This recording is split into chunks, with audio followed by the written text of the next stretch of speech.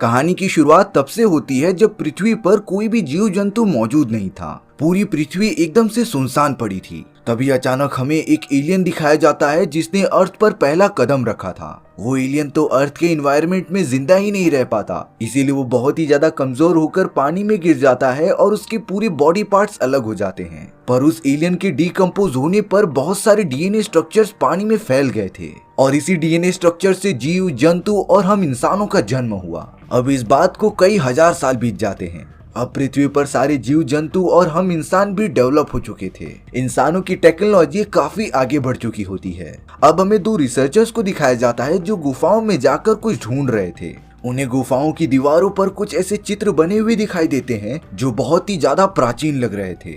पर ताज्जुब की बात यह होती है कि अलग अलग शहरों की गुफाओं में यही टाइप के चित्र पाए गए थे, जिनके अंदर सिर्फ एक ह्यूमन होता है जो अंतरिक्ष में मौजूद एक तारा मंडल की तरफ इशारा कर रहा था। इन सारी रिसर्च की रिपोर्ट बहुत ऊपर तक जाती हैं और अब इन चित्रों को एनालाइज करने के बाद वैज्ञानिक ये अनुमान लगा रहे थे कि शायद जिन लोगों ने हम इंसानों को बनाया है वो चाहते हैं कि हम वहां पर जाकर उन्हें ढूंढें। इसीलिए इन सारी बातों को सच साबित करने के लिए बहुत सारे मिशन चालू कर दिए गए थे। अब हमें यहाँ 2090 का सीन दिखाया जाता है जहाँ पर एक बहुत ही एडवांस स्पेसशिप अंतरिक्ष के कहीं गहराइयों में बढ़ता जा रहा था। दरअसल ये इंसानों द्वारा बनाया गया एक ऐसा स्पेसशिप होता है जो उसी तारा मंडल की तरफ जाएगा जैसा कि चित्र में लिखा हुआ था, और इससे हम इंसान अपने पूर्वजों जिन्होंने इंसानों को बनाया है उनके बारे में पता लगा पाएंगे।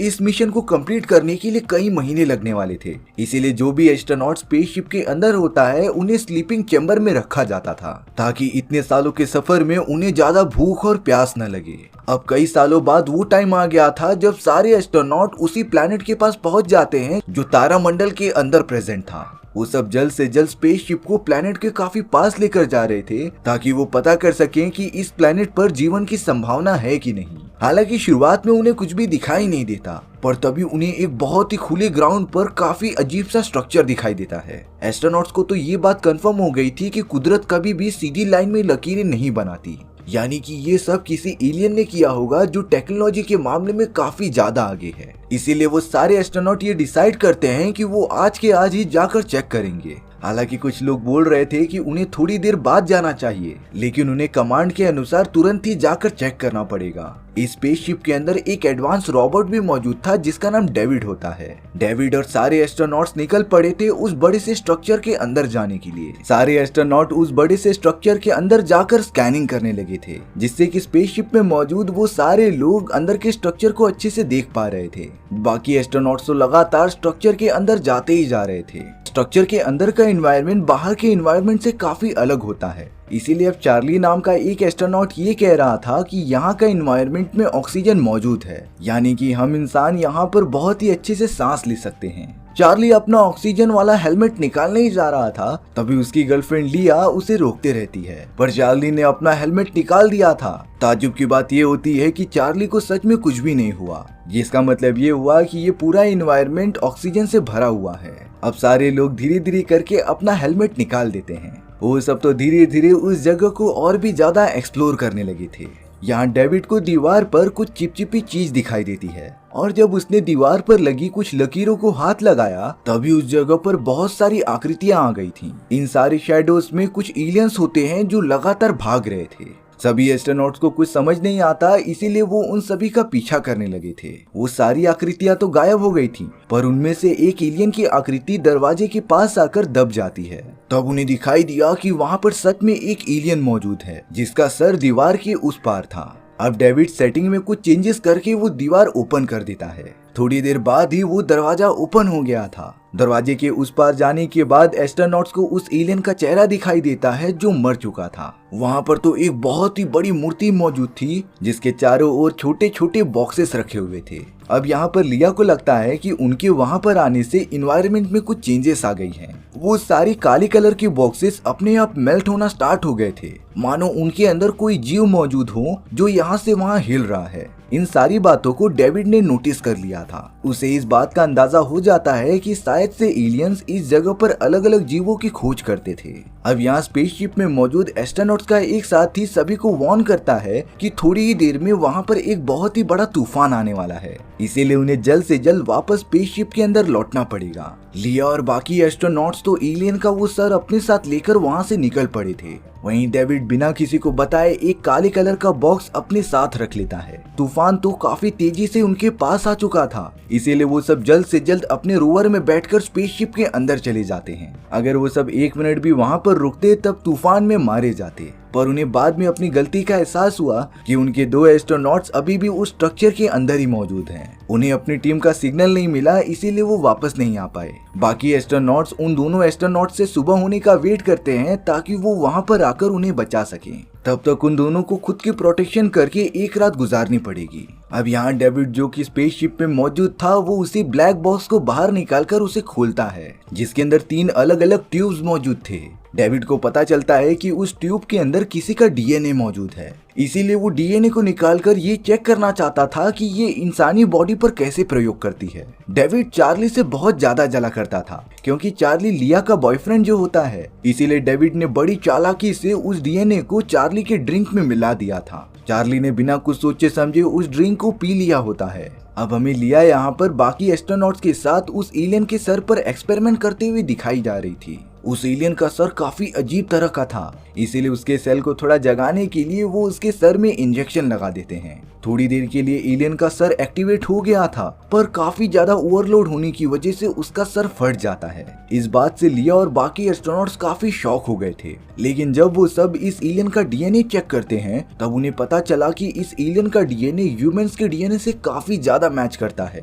ये तो लगभग सेम टू सेम था, जिसका मतलब ये होता है कि ये एलियंस हम इंसानों के पूर्वज हैं। अब उसी रात लिया अपने बॉयफ्रेंड चार्ली के पास आकर थोड़ा इंटीमेट होती है। वो दोनों काफी अच्छा टाइम स्पेंड कर रहे थे। अब यहाँ उस स्ट्रक्चर के अंदर जो 2 एस्ट्रोनॉट्स फंसे हुए थे, उन्हें वहाँ पर मौजूद उन सारे ब्लैक बॉक्स में से कुछ अजीब सा निकलता हुआ दिखाई देता है। उसमें से तो एक सांप जैसा क्रिएचर बाहर निकला था जो उन दोनों एस्ट्रोनॉट्स की तरफ बढ़ रहा होता है।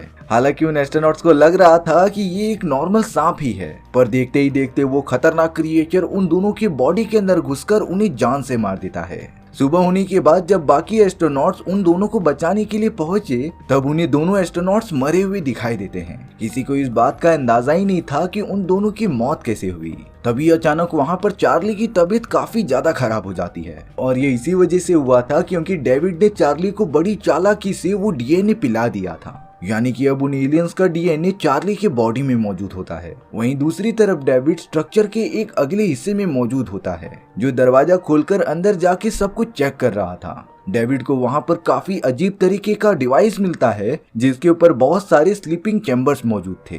डेविड ने जब रैंडमली उस डिवाइस का बटन दबाया, तभी अचानक उसी तरीके से आकृतियां दिखना स्टार्ट हो गई थीं।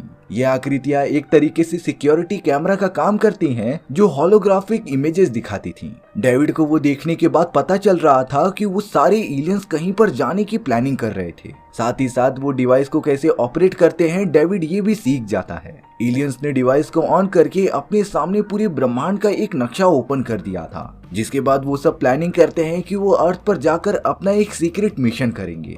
तभी अचानक सारी आकृतियां गायब हो गई थीं।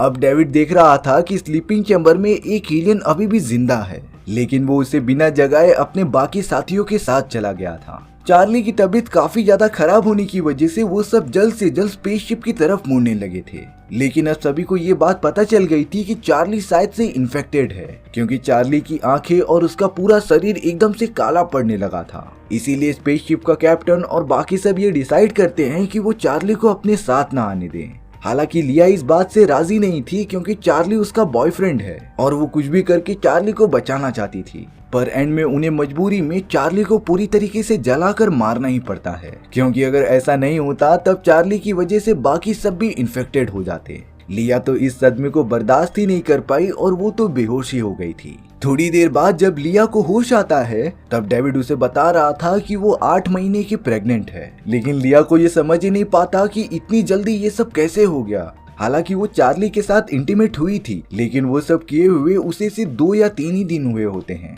आखिरकार 2-3 दिन में बच्चा इतना ग्रो कैसे हो सकता है। दरअसल जिस समय वो दोनों इंटीमेट हुए थे तब तक चार्ली इन्फेक्टेड हो चुका था, और अब लिया के पेट में जो बच्चा है वो और कोई नहीं बल्कि एक एलियन होता है, जो बहुत ही तेजी से बढ़ रहा था। हालांकि लिया ऑपरेशन की मांग कर रही थी, लेकिन कोई भी डॉक्टर्स उसकी सुनता ही नहीं। इसीलिए लिया सारे डॉक्टर्स को मारकर खुद ही ऑपरेशन करने के लिए चली गई थी। उनके पास एक एडवांस मशीन होती है जो सभी टाइप के ऑपरेशन करने में सक्षम थी। इसीलिए अब लिया खुद ही अपनी सर्जरी करके वो एलियन को बाहर निकालती है। वो एलियन सच में बहुत ही ज्यादा खतरनाक दिख रहा था। लिया जल्द से जल्द अपने आप को ठीक करके वहाँ से भागने लग जाती है। उसे इस बात का जरा भी अंदाजा नहीं था कि ये सारी चीजें इतनी ज्यादा आगे बढ़ जाएंगी।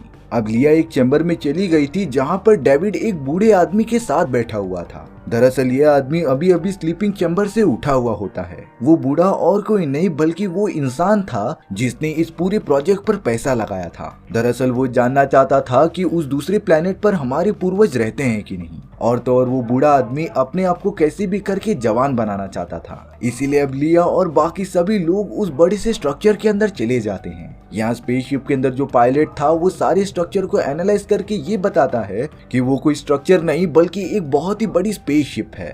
अब डेविड उस सीक्रेट चैम्बर में पहुंचने के बाद उस आखिरी एलियन को भी जगा देता है।